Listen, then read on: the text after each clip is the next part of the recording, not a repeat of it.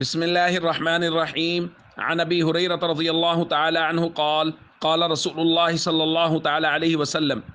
أفضل الصيام بعد رمضان شهر الله المحرم الحديث رواه مسلم۔ نبی کریم صلی اللہ علیہ وسلم نے ارشاد فرمایا، رمضان کے بعد سب سے افضل روزے وہ اللہ کے مہینے محرم کے روزے ہیں۔ دوستو، محرم الحرام کے روزوں کی بہت سی فضیلتیں بیان ہوئی ہیں۔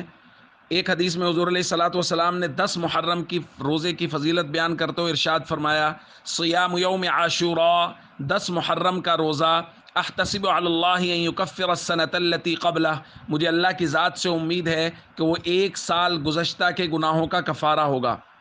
اور 10 محرم کے ساتھ 9 محرم کے روزے کا بھی اللہ کے نبی صلی اللہ علیہ وسلم نے حکم دیا، کیونکہ صحابہ کرام کہتے ہیں کہ حین صام رسول اللہ صلی اللہ علیہ وسلم یوم عاشوراء وامر بصیامہ، جب حضور نے 10 محرم کا روزہ رکھا اور اس کے رکھنے کا حکم دیا تو صحابہ کرام نے عرض کیا، یا رسول اللہ، یہ ایسا دن ہے کہ یہود و نصارہ بھی اس دن کی تعظیم کر کے روزہ رکھتے ہیں۔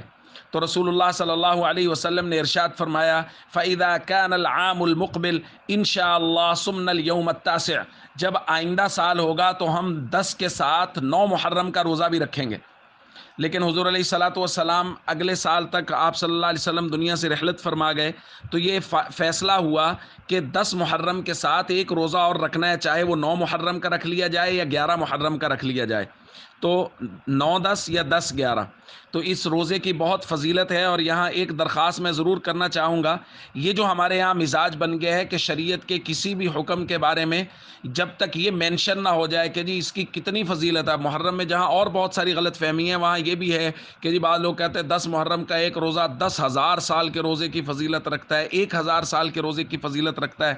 اور یہ جو مزاج بن گیا ہے کہ جب تک یہ مینشن نہ کیا جائے کہ اس عمل سے کتنے سال کے روزوں کا، کتنے سال کی عبادت کا ثواب ملے گا، اس عمل کی طرف توجہ ہی نہیں کی جائے گی، یہ مزاج بالکل غلط ہے۔ بس سب سے بڑی ترغیب اور سب سے بڑی دلیل یہ کافی ہے کہ کوئی عمل اللہ کے نبی صلی اللہ علیہ وسلم نے خود کیا یا آپ صلی اللہ علیہ وسلم نے اس کے کرنے کا حکم ارشاد فرمایا، تو بس ایک مسلمان کے لیے اس سے بڑی اور کوئی ترغیب نہیں ہے اور اس سے بڑی اور کوئی دلیل نہیں ہے۔ اس لیے عمل کی فضیلت کی مینشن کرنے میں نہ پڑیں، بس جو عمل اللہ کے نبی صلی اللہ علیہ وسلم سے صحیح سند کے ساتھ ثابت مل جائے یا اس کا حضور نے اس کا حکم دیا ہو یہ مل جائے، تو اس عمل کی طرف پوری توجہ کر کے اس عمل کو کرنا شروع کر دیں۔ السلام علیکم ورحمۃ اللہ وبرکاتہ۔